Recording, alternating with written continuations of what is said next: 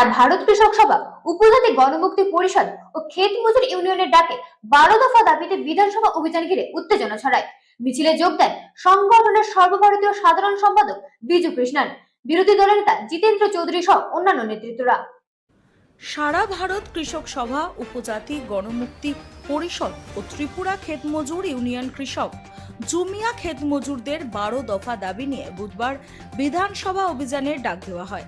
সেই মিছিলে অংশগ্রহণ করতে ত্রিপুরা রাজ্যে আসেন সারা ভারত কৃষক সভার সাধারণ সম্পাদক বিজু কৃষ্ণন।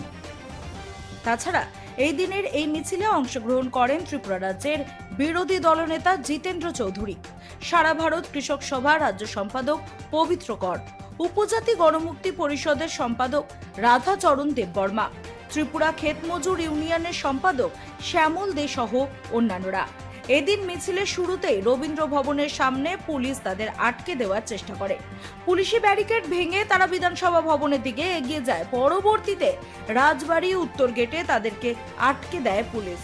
এই মিছিল ও বিধানসভা অভিযান থেকে তারা দাবি তোলেন সমস্ত গ্রাম সেবক কেন্দ্রে কৃষক জমিদারদের জন্য পর্যাপ্ত পরিমাণে সার, বীজ, কীটনাশকের ব্যবস্থা করতে হবে।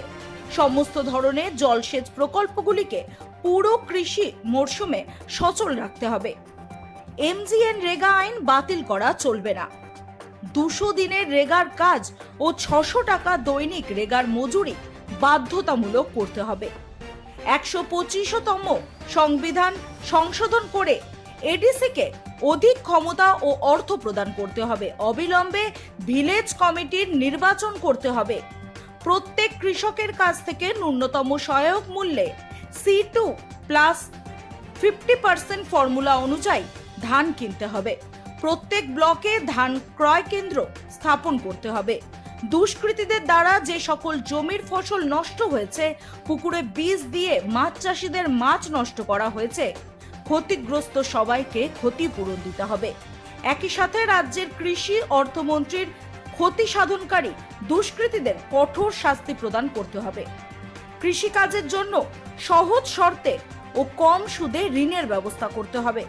কৃষক, জুমিয়া ও ক্ষেত মজুরদের সমস্ত কৃষি ঋণ মুকুব করতে হবে। বন্য পশুর আক্রমণ থেকে মানুষ ও ফসল রক্ষা করতে বন দপ্তরকে উদ্যোগ নিতে হবে।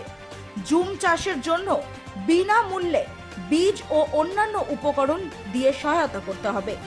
সরকারিভাবে রাবার চাষিদের বিভিন্ন উপকরণ ভর্তুকিতে ক্রয় করার ব্যবস্থা করে দিতে হবে। কাটা তারের বেড়ার বাইরে জমিতে চাষ করা ফসল নিরাপদে তোলার ব্যবস্থা নিশ্চিত করতে হবে এবং বন সংরক্ষণ আইন সংশোধন করে সেই জমি কর্পোরেটদের হাতে তুলে দেওয়া চলবে না। Bureau report, রাতদিন news network.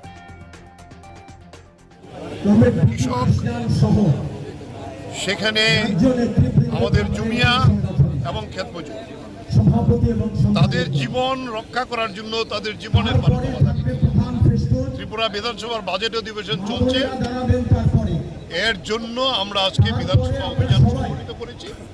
এই 12 দফা দাবি আমরা মুখ্যমন্ত্রীর কাছে দিতে চাই। আমাদের কেন্দ্রীয় কমিটির সাধারণ সম্পাদক বিজু কৃষ্ণন তিনি এসেছেন। বিধানসভার বিরোধী দলনেতা জিতেন্দ্র চৌধুরী আমাদের সঙ্গে এসে যোগদান করবেন। আমরা 3টা সংগঠনের নেতৃবৃন্দরা সারা রাজ্য থেকে এই প্রখর রৌদ্র উপেক্ষা করে এসছে। আমরা এই দাবিতেই যাচ্ছি। धन्यवाद का एक स्थिति में आम जनता को उनका मांगों को लेकर सरकार के सामने शांतिपूर्वक तरीके से जो आ रहे हैं उसको यहाँ पे पुलिस को रख के दमन करने का बात ये त्रिपुरा का सरकार किया है। बीजेपी सरकार ये नहीं चाहती है कि आम जनता उनके मांगों को लेके सड़कों पर उतरे। तो अगर वो ये नहीं चाहते तो हमारे मांग को पूरा करो। 2018 में जिस तरीके से मांग अलग अलग वादे किए थे वो एक भी वादा पूरा नहीं हुआ। ये बोले थे कि 7th पे कमीशन लागू होगा, नहीं पूरा हुआ। ये बोला कि हमारे नौजवानों को हर साल 50,000 1 लाख रोजगार का अवसर देगा, नहीं दिया। किसानों का आमदनी दुगना करने का बात था, किसान का आमदनी दुगना क्या, उनका दुख दर्द दुगना हुआ है। किसान आत्महत्या कर रहे हैं, ये स्थिति है। किसानों का फसलों को सही दाम नहीं है। आदिवासियों को जो सब हमारे वामफ्रंट का सरकार जो सब मदद करती थी उस सबको खत्म किया है। पलायन बड़े पैमाने में त्रिपुरा से अन्य राज्यों को, केरल में काफी लोग यहाँ के युवा आके काम करते हैं। अगर यहाँ रोजगार होता क्यों ये होना? यहाँ सार नहीं मिला, यहाँ कीटनाशक नहीं मिल रहा, फसलों को सही दाम नहीं, धान खरीद नहीं हो रहा है। तो ये सब लेके किससे बोलेंगे? जनवाद में ये जो डेमोक्रेसी है इसमें सरकार से ही बात रखेंगे, पर इस तरीके से, जिस तरीके से पुलिस यहाँ पूरा रफ हैंडल किया है, हमारे जो पवित्रकार हमारा राज्य सचिव है उनको, हमको रोकने के लिए, ये बहुत ही हम इसका खंडन करते हैं।